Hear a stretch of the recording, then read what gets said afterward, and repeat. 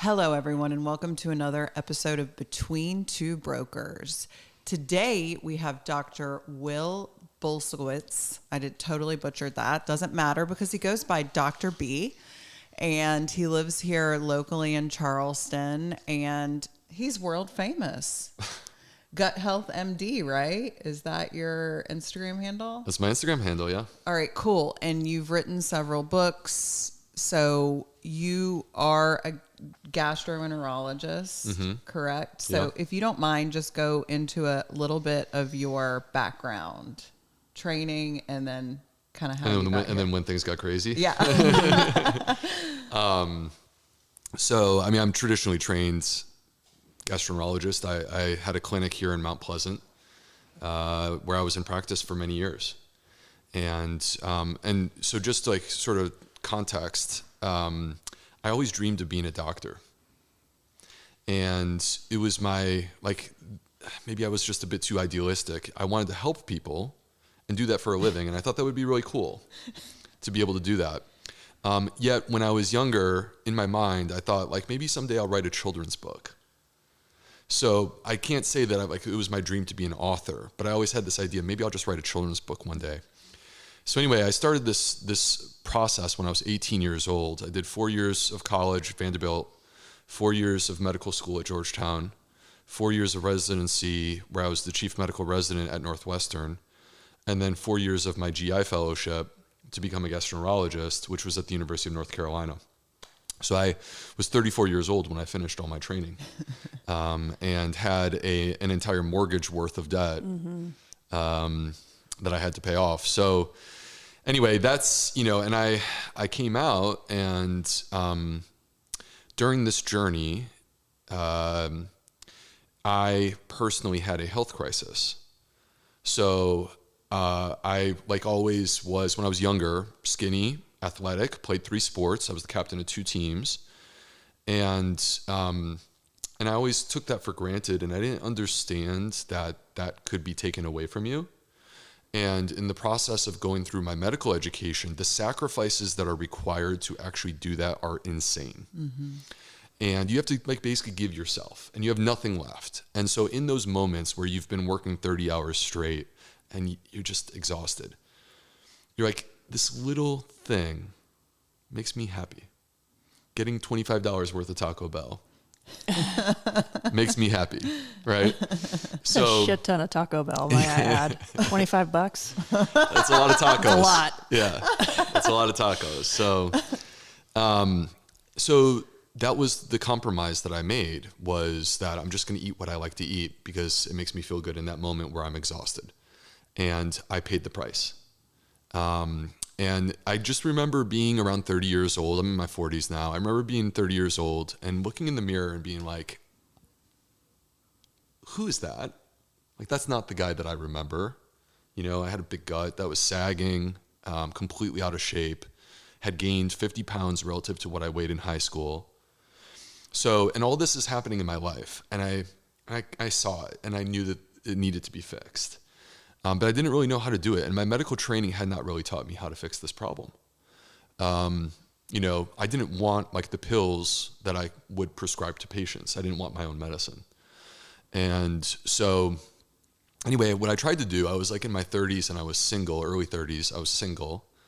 Like a typical dude, I went to the gym and I started just working out very aggressively. 45 minutes to an hour of strength training 6 days a week, plus almost every day, either running a 5K or jumping in the pool, and in the summertime doing 100 laps. And things did change, but the gut was still there, which was problematic. So anyway, my life changed actually when I met the person who's now my wife. We're celebrating actually 10 years of marriage this year. Happy anniversary. Thank you. Because when I met her, we went out to dinner, and it was just hey, I'm just meeting this person.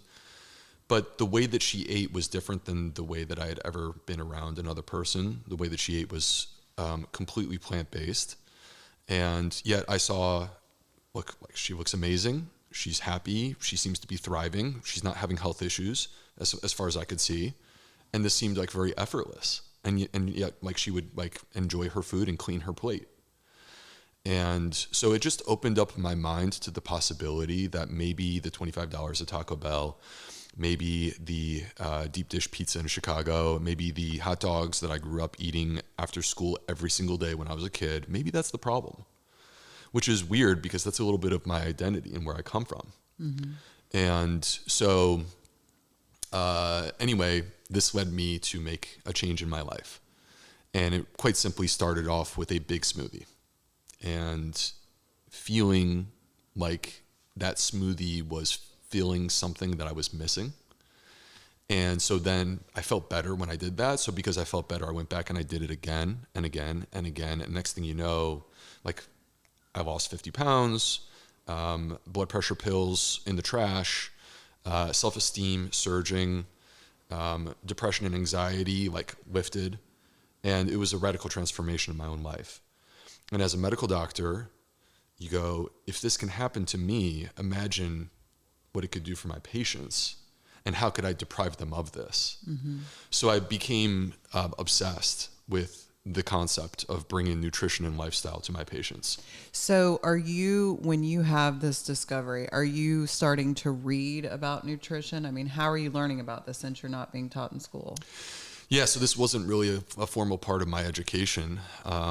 So, I mean, obviously I was trained to read and understand research. I actually have a master's degree in clinical research. So yeah, I basically, like, first things first, I had my own experience. This made it clear to me that, like, we can dismiss these ideas in Western medicine. We can dismiss this and be like, that's nothing. That doesn't matter. Who cares about that? And I was like, well, actually, like, I've just proven that it does matter. This is difference making. It can be transformative and radical. And so then that came first, and that sent me to like this obsession of spending time like at 9 o'clock at night. Like, I've worked all day, I'm tired, I have a baby that just went to bed, and I'm going to spend an hour or an hour and a half reading research studies because I'm compelled to do this. I feel that I have to. Mm-hmm. So, and I started bringing it into my clinic. This was around 2014. I started bringing it into my clinic, and it was amazing because, like, as a gastroenterologist, I treat people with irritable bowel syndrome, Crohn's disease, ulcerative colitis, celiac disease, acid reflux. And so I start like actually introducing these concepts to them, and it was amazing because in their own way, they were having radical transformations.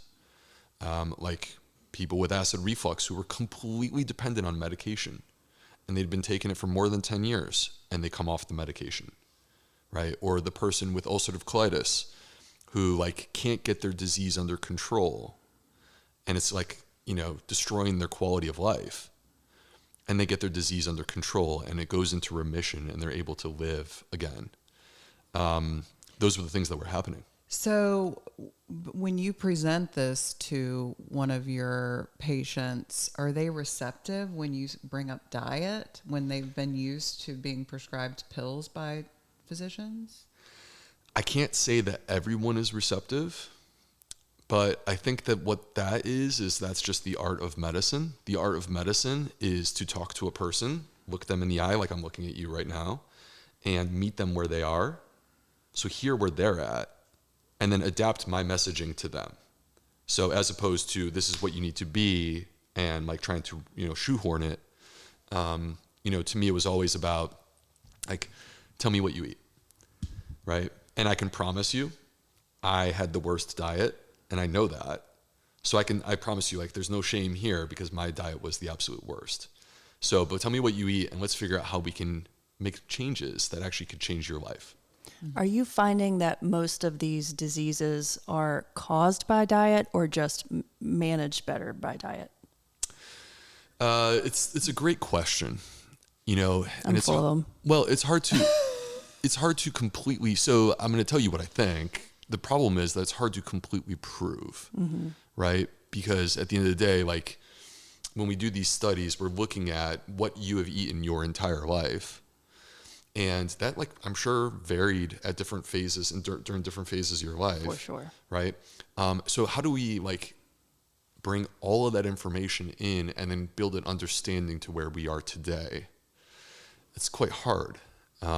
So anyway, but I do think that like the radical changes that have taken place in our society in the last 100 years, more than just diet. Diet is like the part that we focus on, but there's so much more than just that has completely transformed our the way that our body works, and in a major way, it's our gut microbiome.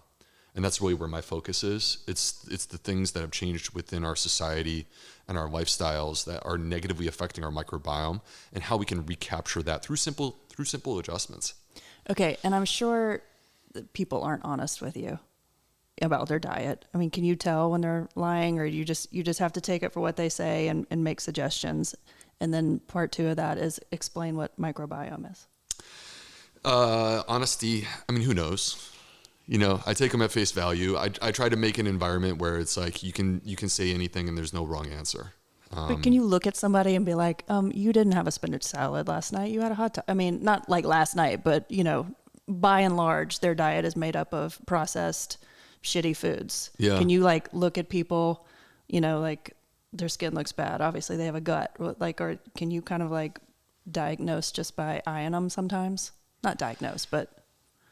There definitely is like this ability as a medical doctor that you are able to see things with your eye that you can't necessarily put your finger on, but you can walk into a room and look at a patient and tell within 2 seconds how sick they are. Stacy used to have an ER doctor. Yeah. Do you remember your ER doctor client that could smell cancer? Yeah. Well, yeah. In your book, don't you say dogs can? Dogs can smell cancer. I could smell a number of, there were certain, if someone was having a GI bleed in the hospital, I could smell it. And I like basically could walk to the room and be like, you probably need to see me. Mm-hmm. So same is true with an infection. There's a specific infection called Clostridium difficile. And I could smell that in the hospital too. So yeah. So anyway, you know, whether a person is lying or not lying, whether they're telling the truth and being authentic about that, that's on them, honestly. Yeah. You know, at the end of the day, I don't really care. Like, I'm not offended whether you're following my recommendations or not following my recommendations.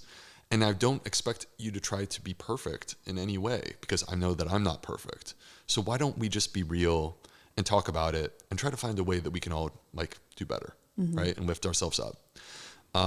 So in terms of the microbiome, this is the exciting new science that is emerging because we have new technologies that allow us to study this area. Imagine that you discover a new organ for the first time and you'd never like even known, or maybe you knew it existed, but you knew very, very little about it, right? Imagine discovering like the heart or the liver or the kidneys for the first time. That's what we did.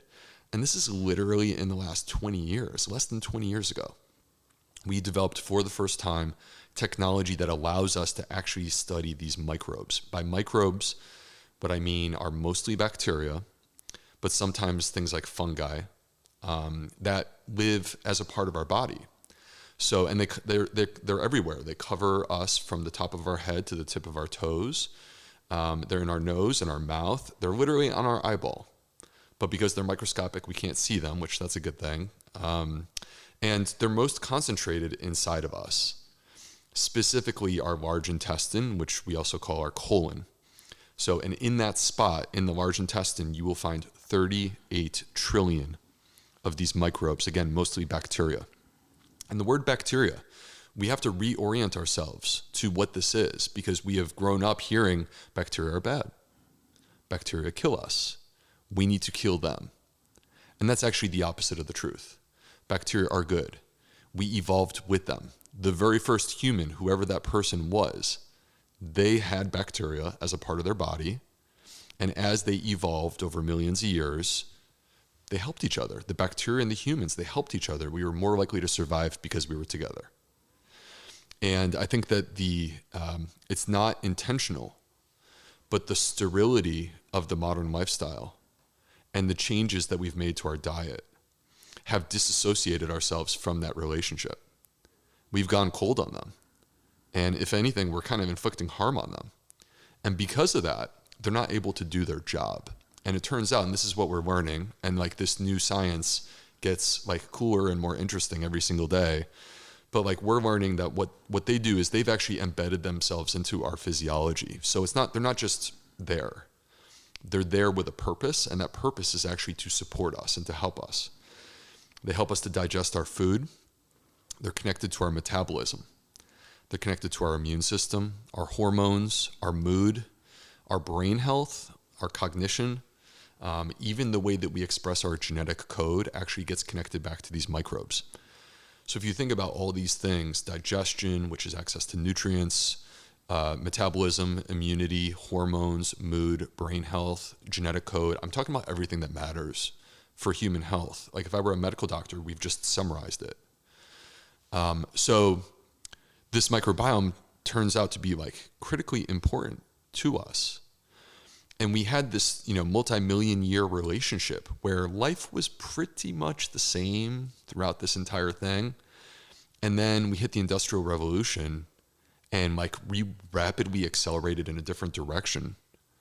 And the direction that we went makes sense within the context of our modern lives. We're all just trying to get by and figure out ways to make this work.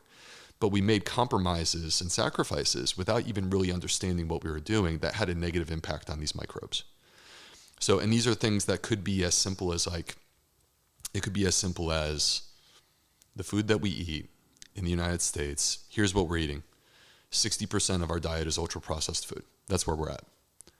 These ultra-processed foods our great-grandparents never tasted. Okay. And other than like deli meats and hot dogs, because I think those get like the top of the list of ultra-processed, what else is on that list? If you walk into the center of your store, that's the ultra-processed. Cereals. And you grab that package. It's always in a package, right? It's not something that you could grow or create yourself if you had a farm. And you grab that package and you take a look. And like I was a chemistry major in college, and you're looking at the ingredients, and the ingredient list is long. And there's a whole bunch of stuff in there that you're like, I have no clue what that is or what it does. And that's what ultra processed is. And it's different than processed. Processed is not a problem. Processed is when we cook our food or like we chop our food. And in many ways, those things that we do, like when we cook our food, it's not necessarily bad. In many cases, there's examples where we're actually making the nutritional quality better by cooking our food. We're making access to nutrients easier. The problem is when you ask food scientists to go into a lab for 6 months and combine chemical extracts and things that like are completely unnatural, none of us have in our kitchen or access to. Mm-hmm. And taking those things and whipping something together, and what they whipped together not only is completely unnatural, but they have deconstructed the food, removed many of the good parts, like the fiber, which we can talk about more and why that's so important, removed the fiber and the good parts, and then reconstructed it in a package of chemicals that don't exist in nature. And you put that into the body. And the problem is that like, as humans, we survive, right? Like we don't immediately die. Therefore, we're allowed to eat this food. And the food has been designed by these food scientists to like basically hit our pleasure points and get us addicted to it. Mm-hmm. And this is why it all has sugar and salt and unhealthy fats. But then you drop that down into this community of 38 trillion bacteria, and they're much more vulnerable to this. And anything that we put into our mouth ultimately gets sent down to them, and it will come into contact with them. And then whatever happens, happens. And, the problem with this is that they're as alive as you and I are. They need to eat. And if we're not choosing foods that actually fulfill that for them, then they can't be great microbes in the same way that we can't be great humans if we're not able to eat. In a way, our modern diet is starving them, and at the same time, our modern diet is poisoning them. And mm-hmm. that's where we're at. Not to be super scary. I'm sorry about that. No, let's talk about it. So when you made your switch, it sounded like it was pretty like overnight. And you're talking about how these foods are designed to like make you feel good or make you want more. Is that because they're setting off endorphins? And then did you have like withdrawals and feel like shit before you started feeling better? I think when you make a radical transformation, it's inevitable that you will feel like crap prior to feeling better. And that's because you're asking your body to completely readapt itself to something different than what you've been doing. No matter what you've been doing, even when it's a junk food diet, you are adapted to that diet. I didn't make a radical transformation. It was actually crowding out the unhealthy stuff is what I did. And it took me time. And I went through a process that probably went on for like 18 months or 2 years of like sort of making changes. But it started with a simple choice, which was like, rather than going to Hardee's for dinner and getting 2,500 calories for $5, literally, instead of doing that, I went home and I made a smoothie. And it worked for me because I needed something that was simple and easy. I was a single guy in my early 30s. I wasn't going to cook a meal. And I wasn't excited about eating a salad. So anyway, that's sort of the change that I made in my life. Yeah. So you have this experience. Obviously, you're very passionate about it. You start having positive experiences with your patients. When do you decide that you have to write a book? So the first thing that happened is in 2016, I moved to Charleston. So we were in Savannah, Georgia. We were a young family, and we moved to Charleston. Now, my wife is from Charleston. And this is where we wanted to be. And so when I arrived, I felt like, you know what? I would really love to share this message of what's happening in my clinic. And I think it could like really help people. So the way that I went about this is that I actually wrote up a series of essays that I thought would be a perfect fit for one of the local newspapers, not the Post and Courier, a different one, one that's completely free. And they probably don't have a very big budget. And I offered to do this for free. I was like, I will write a health and wellness column for you. And all you got to do is publish it. And I'll write on whatever you want me to. And so I submitted this to the editor, and they completely rejected it. They were not interested at all. Wow. So, which hurt. And so I was kind of I was moping around a little bit. And my wife was like, she's like, the entire reason that you're trying to do this is to get your message out to people so they can hear this. And I was like, she was like, you don't need a newspaper to do that. That's what social media is for. So now I was like super anti-social media. I had a Facebook account, that was it. And I would post once a year in January when the weather was 80 degrees so that my friends in New York would know how great my life was relative to them. That was it. So anyway, I did something that was completely uncomfortable for me, which was I started my Instagram account. That was in 2016. For a very long time, people were not really that interested in what I had to say. That's okay. I was like, I'm here to put this message out there into the world and see what happens. What are you posting in the beginning?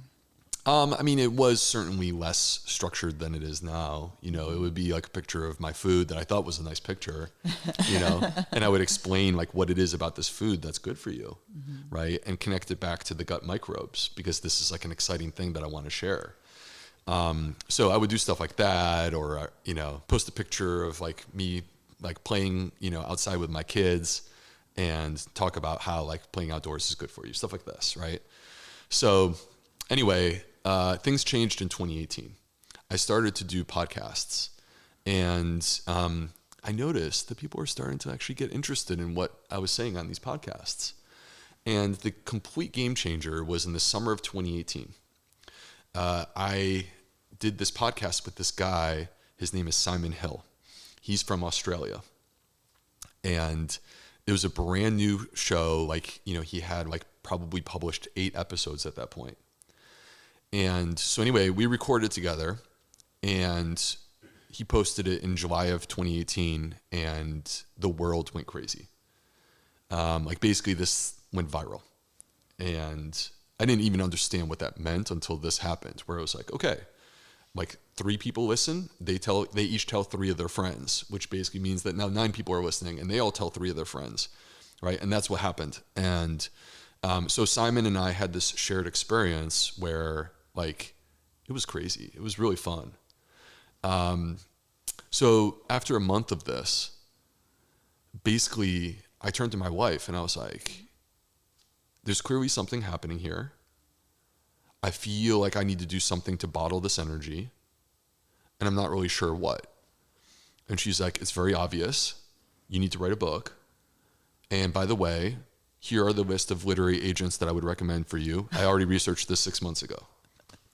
So that started me on a journey. I don't know how interested you would be in the book process. There were some interesting things that happened. I was rejected multiple times by multiple people. But ultimately, in the fall of 2018, I had this amazing moment where I got my book deal with Penguin Random House. They believed in me. They wanted to give me a chance. And I was like, I'm a simple gastroenterologist from Charleston, South Carolina. Like, do they realize that I'm not the guy they think I am? And, but anyway, I wrote the book basically at 5 a.m. because I was practicing medicine and taking call every third night. So I wrote the book at 5 a.m. at Starbucks here in Mount Pleasant. And the book came out in May of 2020 and was an instant New York Times bestseller. And what's the name of the first book? The first book is Fiber Fueled. Okay. Yeah. So do tell us about the book situation. So she gives you 6 literary agents to contact. And then what is that process like? I mean, besides like beating your head against the wall, how long did it take before you landed your book deal?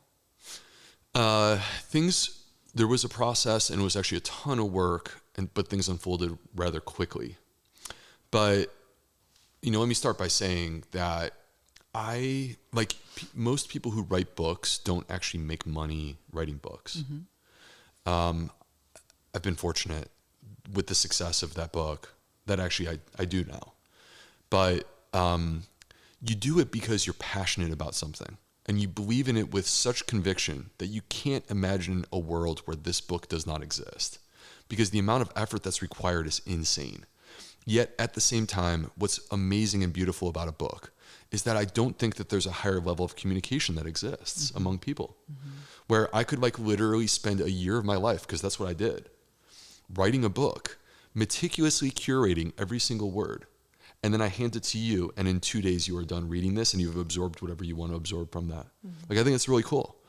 And to me as a medical doctor, it's a whole nother level of amazing that instead of being one-on-one with a person, which of course is wonderful, but instead of that, to put something out into the world and have literally hundreds of thousands of people that have read it is crazy and amazing. Anyway, the way that this happened is that I had this list of literary agents. Now you got to understand, these literary agents, they are in tremendously high demand. They have a lot of people that are basically banging on their door every single day. They'll usually have an email address that's public, and they get literally 100 messages a day of people pitching them ideas. So you have to figure out a way to cut through that and get their attention. And so the first thing that I did was I wrote a pitch. It was a 1-page pitch. And it's basically, this is the idea for my book. And I sent it out to 10 literary agents. And I had one come back to me almost immediately. And he's like, this is awesome. I want to see your proposal. And I had to Google, what is a proposal? And so he's like, I want to see your proposal. Let's have a conversation next week. So I was like, oh, crap. I find out that a book proposal, so if you are writing fiction, like Harry Potter, you write the whole book, no matter who you are. I mean, unless you're J.K. Rowling, you write the whole book. And then you submit the book, and they buy the book, because that's the art. When it's nonfiction, like what I write, they're buying the author and the idea. So you don't have to actually write the book. You have to write a proposal. The proposal is about 40 pages, and it's basically a business plan for a book. So it's like, here's my idea. Here's why I'm the right person to write this book. Let me tell you about myself as an author, and here's how we're going to market it. And also let me tell you about all my friends who will help me market this. Here are the comparative titles that are out there, and here's why my book is different and I think better. Here's the table of contents. And let's go through chapter by chapter, and I'm just going to give you 2 or 3 paragraphs on every chapter to give you an idea and a taste of what you're going to learn in this book. All right, so this is what you prepare. So I stepped into Starbucks on Saturday morning, and I basically stayed in Starbucks all weekend and emerged and had a book proposal that I turned over to this literary agent. And he read it and he was like, "This is awesome. I want to be your agent." I was like, "Whoa." I went back to my wife. I was like, "He wants to be my agent. I got to do that." And she's like, "No." She's like, "You go back to him and you tell him that you want 2 weeks to make a decision." And so I did that.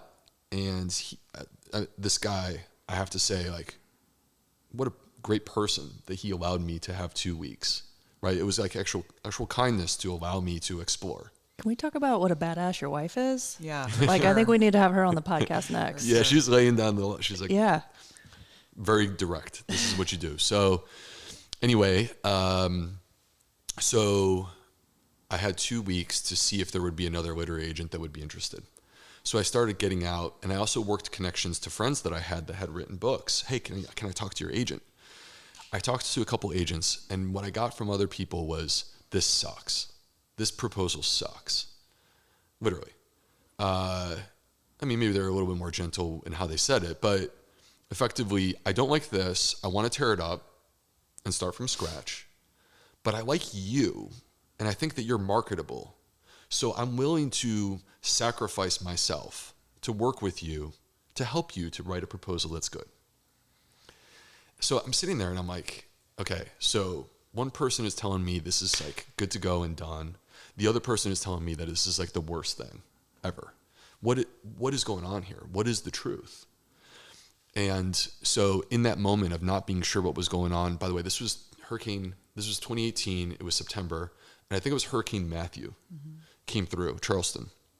We have a 2-week-old son, and we're getting ready to evacuate the family. And I get a message the day before we're going to evacuate from this other literary agent who, by the way, was literally my wife's number one choice when she created her list. Her name was Stephanie Tade. Somehow she found my idea, and she wanted to hear more. So I did a call with her literally, like the minute the call was over, we hopped in the car and we left. I did a call with her, and basically what she said to me is, she goes, "This idea that you have," she goes, "it's good, but it could be great. And I want to help you make it great." And that's what I needed to hear. And so I hired her to be my literary agent. And we went through a process of revising this 40-page document and really making it strong. And then the fun begins. It was like so cool, so fun. Because, I mean, I'm a medical doctor now, like in a totally different world.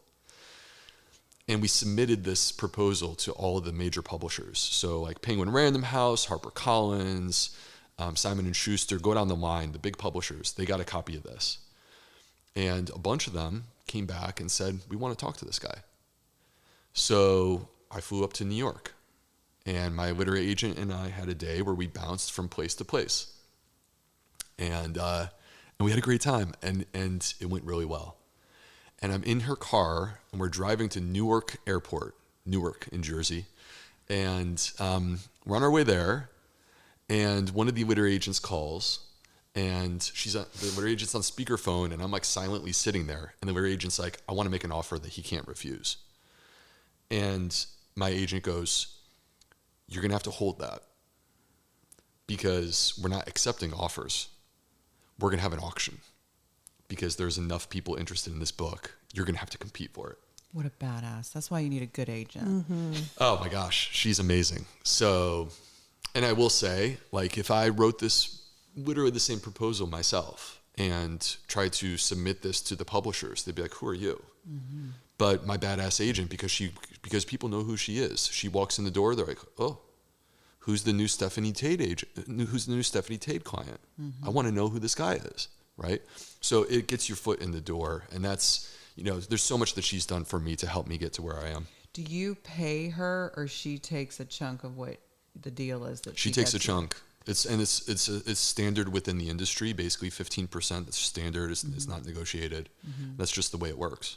And then you have to agree to promote the book. You have to go on book tour. Does she set all of that up for you, or you're involved in that? Well, so the book deal happened, and real quick, the book deal was so wild and cool because basically she goes, we're having an auction and it's going to be in 2 days. And I said to her, do they know who I am? I think that they're like they're going to figure out that I'm not who they think I am. And she's like, that's why we're doing it in 2 days. So 2 days later, basically they all competed over email, where it was like, round 1, submit your first proposal. Only half of you will survive. So this inflates the first proposal, right? Half of them are done. Round 2, this afternoon, submit your best proposal with anything else you want to say to Will. And so these proposals come in, and basically I was given the liberty to make the choice myself. Like, it didn't have to be what was the largest amount of money. It could be whatever I wanted it to be. But I was blessed because the people that I loved the most happened to be the people who loved me the most. And so they had the biggest proposal and the most interest in working with me. So anyway. What an exciting process. Yeah. So then what happens is you write the book. And I spent a year, 2019, I was like, 5 a.m, 10 o'clock at night, I'm writing. When the book is done and it's going to come out, most authors don't realize it's ultimately on you to promote your own book. And they're like the publisher will try to do some things to support you. But ultimately, if you want your book to get out into the world, you have to just buckle down and do it. And so as we were getting closer to the launch was in May of 2020, the world shut down. Mm-hmm. And I was supposed to fly out to LA and go on all these big podcasts. I'd paid a publicity company a ton of money to help me get on these shows. Got canceled. Everything got canceled. So I'm sitting there, our clinic is shut down, there's no money coming in, and I have nothing to do. And I'm sitting there, I'm thinking, okay, the world still exists. They're just not in bookshops anymore. Mm-hmm. They're online. People are on their phone all day because they're not working either. Let me find them. So I basically launched my book running an entirely digital book campaign. And what I discovered is look, would I enjoy traveling the world and going into bookstores with 100 or 200 fans? Absolutely. But I'm also a dad. I have kids. I don't want to tick off my wife or ruin my relationship with her. And the other thing is the effort that's required for 100 to 200 people in a bookstore. I could open my phone right now. We could turn on Instagram Live right now. We'll have 2,000 people. You were efficient.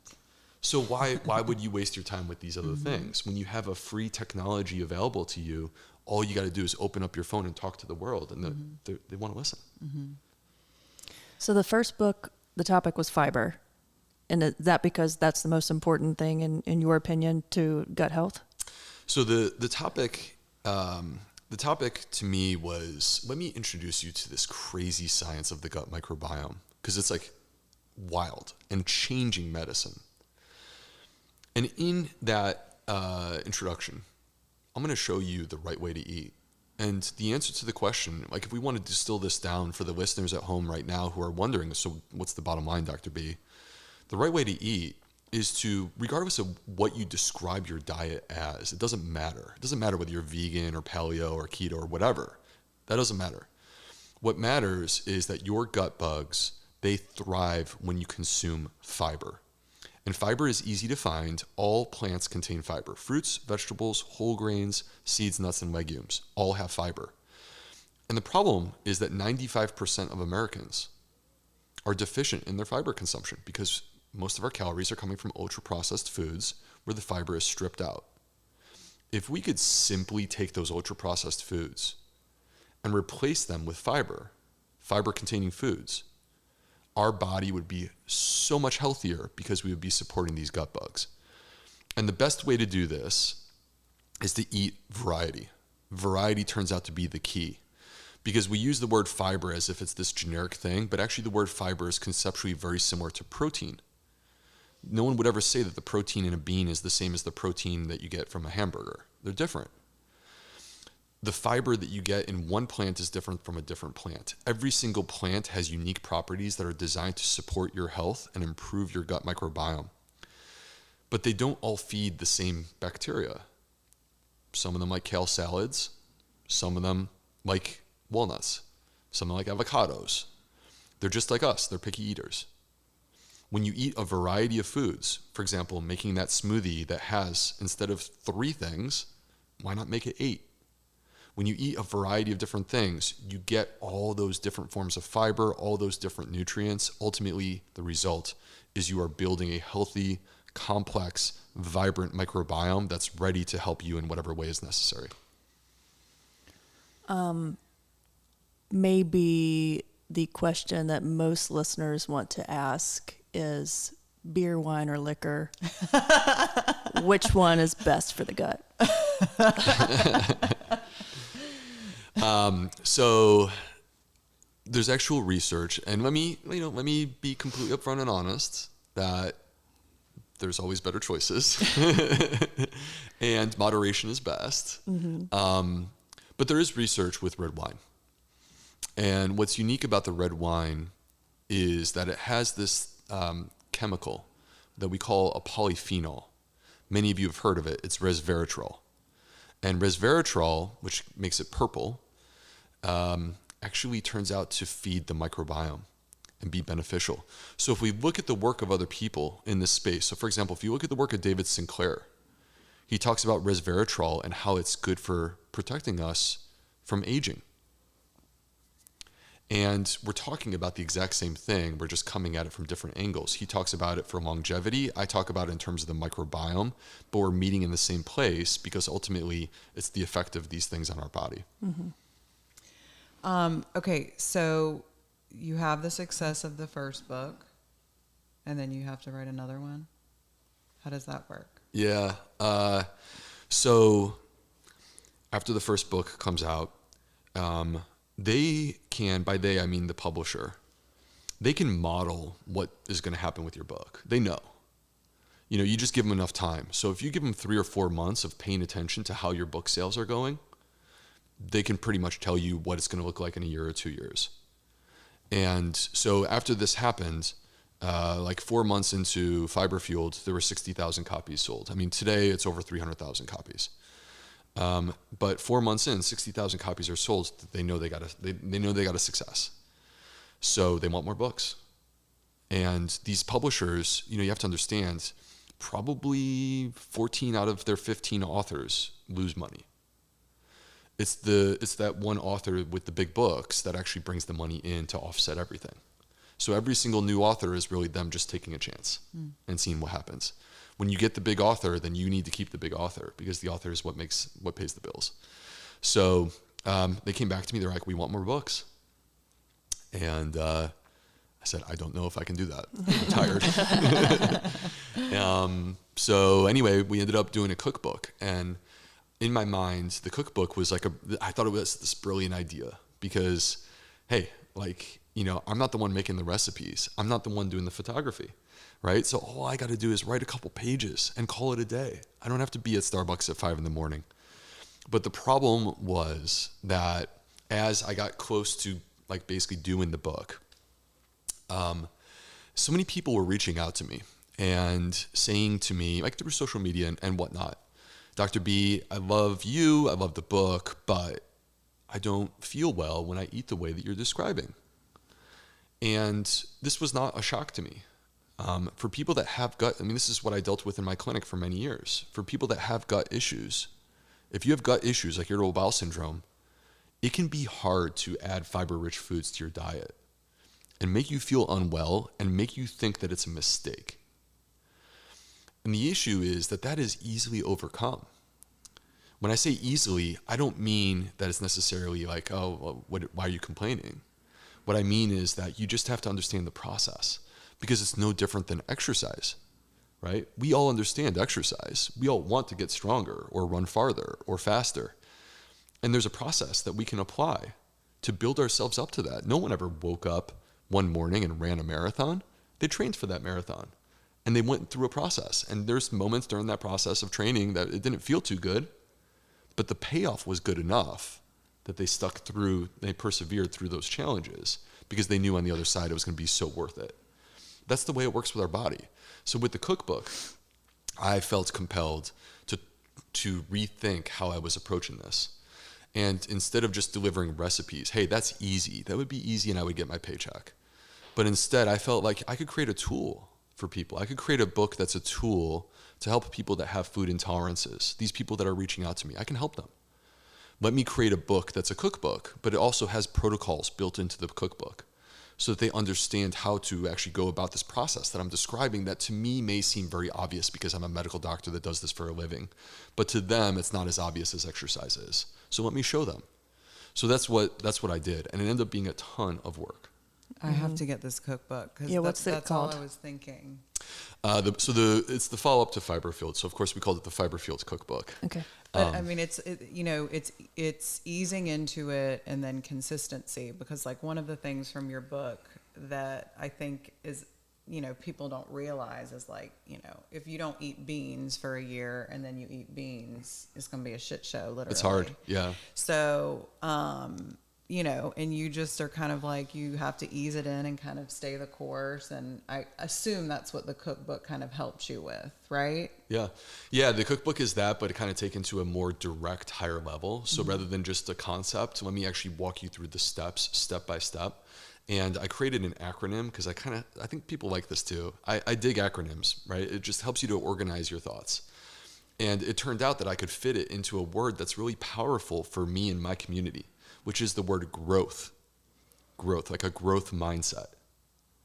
I'm applying the growth mindset to your gut to help you to get to a better place.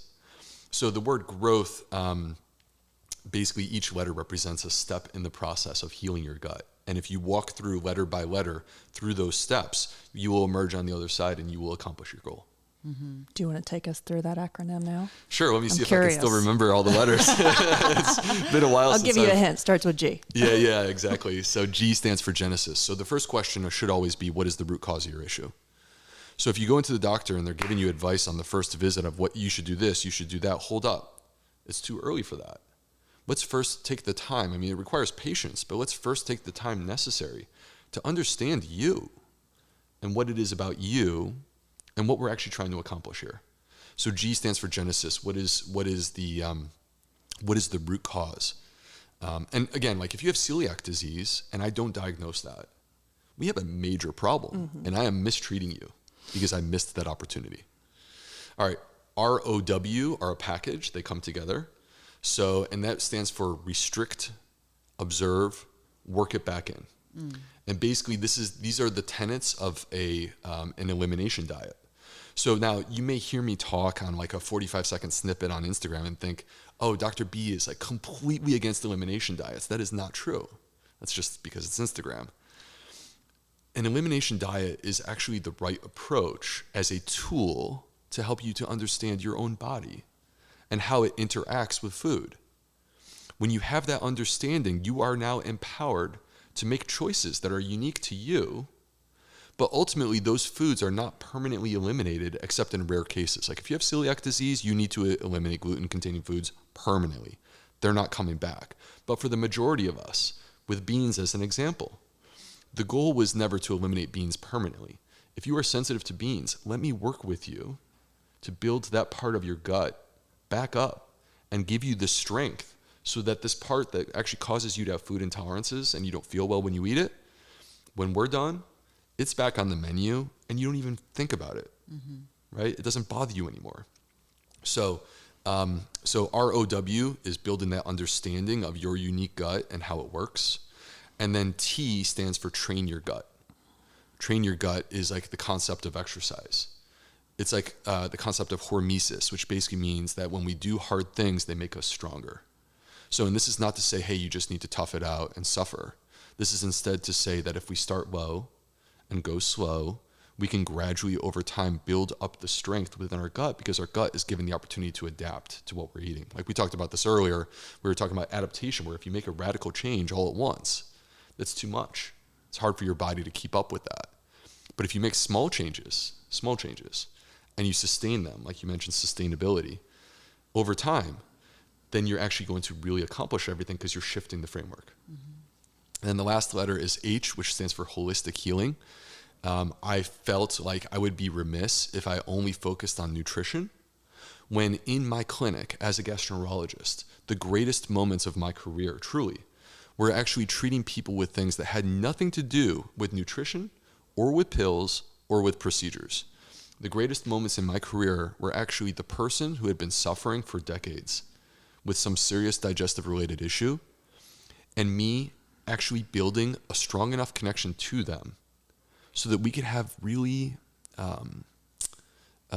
sensitive conversations about their life and traumatic moments in their life. And I could actually show them that that explains what was happening with them today. Mm-hmm. Because there are things that exist in our life that maybe we're not consciously thinking of them, or maybe we're pushing them to the side consciously, but they exist in our subconscious. They're there, and they're raising hell. And they're not going to go away until we turn towards them, rather than ignoring them or pushing them away. They're not going to go away until we actually build a strategy to turn towards them and address them. And when we do, the healing is like that. Mm-hmm. It's effortless. Mm-hmm. Because that person, the entire problem was never their diet. Mm-hmm. The entire problem was that they had this traumatic thing that really negatively affected them, and it's continuing to affect them. And you got to heal that wound. Mm-hmm. This is probably a basic bitch question, but I have heard a lot about it, and I want to get your opinion. Apple cider vinegar. Yeah. What do you think? I mean, is it all it's cracked up to be? I mean, I hear that you're supposed to take a shot every day, or whatever. I don't love the idea. So I think that sometimes these ideas that, particularly on TikTok with the kids, that go viral are not necessarily well informed. There's a place, there's always like a sort of a broader conversation and nuance to these things that should be unpacked. With apple cider vinegar, I don't actually recommend that people take a shot. The reason why is because it's actually very corrosive to your intestines and to your teeth. And that acidity can actually really cause damage to the enamel of your teeth. That being said, apple cider vinegar, when we're talking about with the mother, mm-hmm. the mother is referring to the fact that it's fermented, and it still has live active cultures, which basically means that it's much like kombucha, that you have living bacteria and yeasts living as a part of that fermented food. And fermented foods, I actually am a huge believer in. We can get into that if you want to, but I'm a huge believer in fermented foods. I really think we need to bring them back and put them back on the menu. And an example where I use apple cider vinegar in my own life is that I have a beverage that I like. Sometimes I do it as a meal replacement. Sometimes I do it as a snack. But basically what I do is, and it involves, of course, apple cider vinegar, is I will take 2 tablespoons of chia seeds. Chia seeds are amazing. Super high in fiber. High in omega-3, which are healthy fats. And they love to absorb water. Mm-hmm. And so if you take 2 tablespoons of chia seeds, I'll throw them into a spice grinder, buzz them so that they're kind of broken up and disrupted. Put them into a mason jar. And I like to add a squeeze of lemon, a generous splash of the apple cider vinegar with the mother. And then I personally will add some matcha tea, so matcha green tea, and then just add water to it. And I give it 5 minutes to let the chia seeds to soak up all that goodness. And I drink it. And it's almost like a beverage version of chia pudding. Mm-hmm. But in it, you have fiber, you have healthy fats, you have the apple cider vinegar, which is providing probiotics, living bacteria. You have the polyphenols from the green tea, which have a number of different health benefits. In essence, you have created a gut health super beverage that's incredibly easy for you to do. Mm-hmm. Everybody needs to read this book, truly, because I mean, I know gut health is like a trendy thing now, unfortunately, and you hear all of this information about what you should buy, and all these people are marketing to you, and you talk about prebiotics, postbiotics, probiotics, all the stuff. And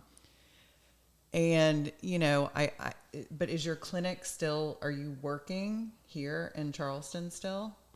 So I was working, and I got to a point where it felt like I had to make a choice. Mm-hmm.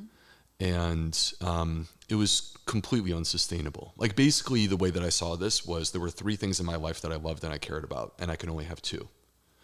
One of them was my job in the clinic. One of them was my life as an author and the ability to write books that impact hundreds of thousands, if not millions of people. And the third is my family. Mm-hmm. And if I choose the first two, the clinic and the authorship, I'm sacrificing my family. So I felt like I had to make a choice. And so I made the choice to take a chance, take a risk, and see what's possible on this bigger dream. And so that's what I'm doing. So I left my clinic in February of 22 and have been full-time working I'm working on a new book. I can't talk too much about that. I'm launching a supplement company in just a couple of weeks. That's completely my own. And there's reasons and motivations behind why I chose to do that. I'm the U.S. medical director of a major personalized nutrition company where we can measure your microbiome and also your blood sugar response using a continuous glucose monitor and tell you what to eat. By the way, we're designing our products and doing a tremendous amount of research for women because we feel that women's health has been understudied. And so, for example, menopause, which everyone deals with, has not been adequately studied, and there's not enough solutions. We're working on that. So those are the things I'm currently involved with.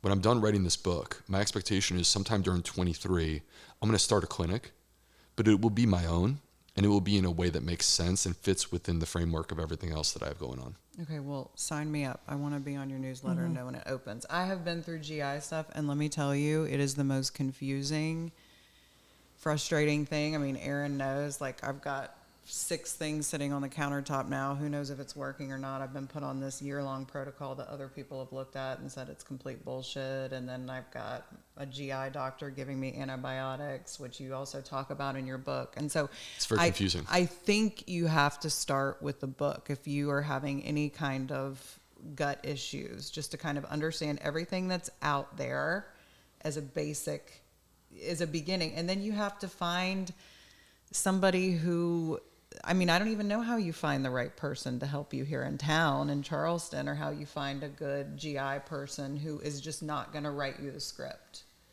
I'm a big believer that it starts with empowering yourself. That's not to say that you are now the medical doctor and you're going to treat yourself, but you need to have an adequate understanding of your own body and the way that this all works so that you can ask the right questions and have meaningful conversations with all of these different healthcare providers. I'm also a believer in like creating a team. So it's not going to be a one-stop shop anymore. Like those days are over. We have to figure out how to assemble a team of people that we actually believe in and work with them. So on this sort of journey, like my hope, my dream is that if you read my book or you do one of my online courses or you consume the stuff that I put out there for free, like on Instagram or on my email newsletter, that like my hope is that it empowers you, that you start to understand things and interpret things about your own body. It starts to make more sense. It starts to click. And then you're able to ask the right questions, whether that be with a doctor or a dietitian or whoever it may be, to be honest with you. So that's my dream. That's where I see myself fitting into this process. And then as you start to look, you just want to find people that like actually, first and foremost, they should be there talking to you, looking you in the eye and listening to you. Mm-hmm. And if they don't have that bedside manner, to me, it's over. Mm-hmm. Doesn't matter what the reputation is. You need to find someone that you can actually have a relationship with, because that healing process that you're trying to achieve actually comes from that relationship, which is a two-way street. It's not a one-way street. Mm-hmm. Yeah, I was just prescribed antibiotics, and then the doctor's nurse called me, and I said, I have a question about the antibiotics. I need to talk to the doctor or whatever. And she was like, well, you have to call the office. And she said, you need to take those. And I mean, I know now because I've been blasted with antibiotics several times in the last few years, and it changed everything for me. I mean, that's when I noticed a difference. So I'm not going to do anything until I've consulted with several people. I mean, that's absolutely what I've learned. And you do have to take charge of your health.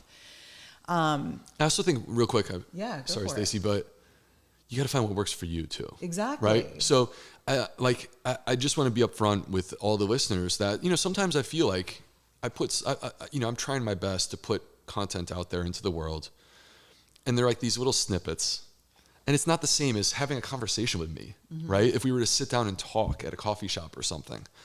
And so, and in that snippet, you may misinterpret it to say that I'm saying that this is the only way it can be and you are wrong. I'm never saying that you're wrong. I'm never saying that. I believe that you're right and you have to find what works for you. But I also believe that there is biology and there are rules of nature that are a part of this story too. And so finding what works for you, part of this is like empowering yourself with that information so you know how to go about that. Mm-hmm. Well, you're incredible. I have one more question. Oh, go. Before you wrap it up. Yeah. Because I do feel like we could go on all day. I do too. Is there any correlation to sleep and gut health? Huge. Mm-hmm. Huge. First of all, gut health is connected to everything. And the reason why this is, not to get all crazy, is that we are a product of our environment. And by that environment, it can be a very broad idea. So it can be literally physical spaces, also the people that you surround yourself with, and also the life that you lead, which includes the food that you consume. Sleep is a massive and important part of this. And they've done studies. So I want people who are listening at home to think about this for a moment. You get a horrible night's rest. All right. So you've slept like 4 hours. You wake up exhausted the next day. What are you going to eat? Chick-fil-A, because I live with somebody like that. You can get a Chick-fil-A, but you're going to get the biscuit, right? Yeah. Exactly. You want something So, salty and I don't fatty. feel like it affects my diet. It might affect how much coffee I have. I think people, when people are like really, truly tired, there is a natural gravitation towards refined sugars, right? Like basically like you're going for carbs.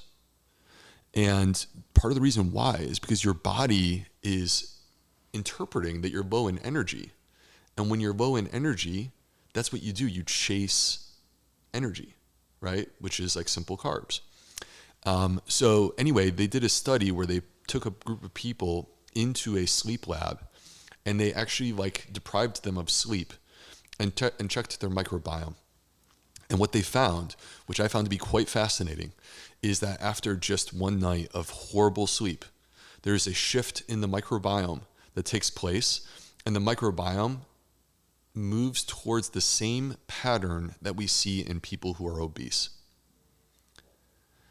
And I find that fascinating because there's evidence to suggest that these microbes actually have some, not like complete control, but the ability to manipulate our cravings. So we are craving that that simple energy source. And in part, it's probably because our microbiome has made that shift overnight. Well, it seems like you have endless content for future books. Yeah. There's a lot that we could talk about. Real quick before I go, there's an interesting study where they looked at the people that you live with. So like choose your roommates. Choose your roommates wisely. I Poor was a lot Stacy. skinnier before my current roommate. Okay, so when whoever you live with, you start to share microbes with them.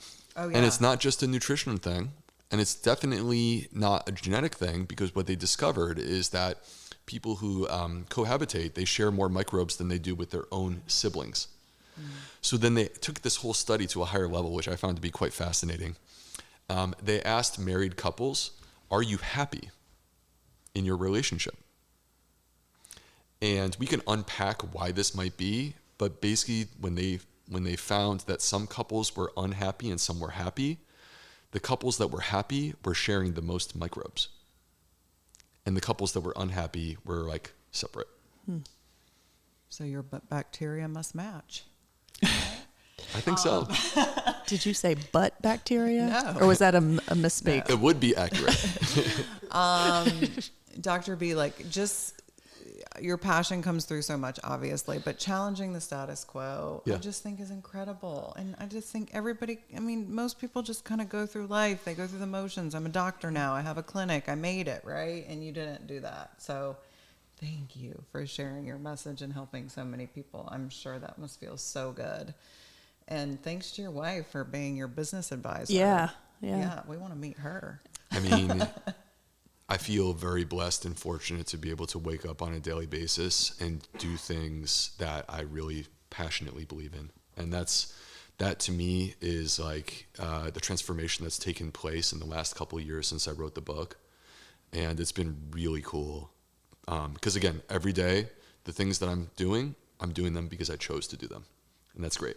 Yeah. That is Congratulations success. on figuring all that out. All right. So Yep. tell everybody where to find you again. So we talked a lot about Instagram. So if you want to find me on Instagram, I'm the Gut Health MD. You can find me on Facebook, the same name. Technically, I'm on TikTok. But I think that there's like some 12-year-old who took my account handle. Thank you for that. So I'm the Gut Health MD _ on the back end. You have to put an _ on the back.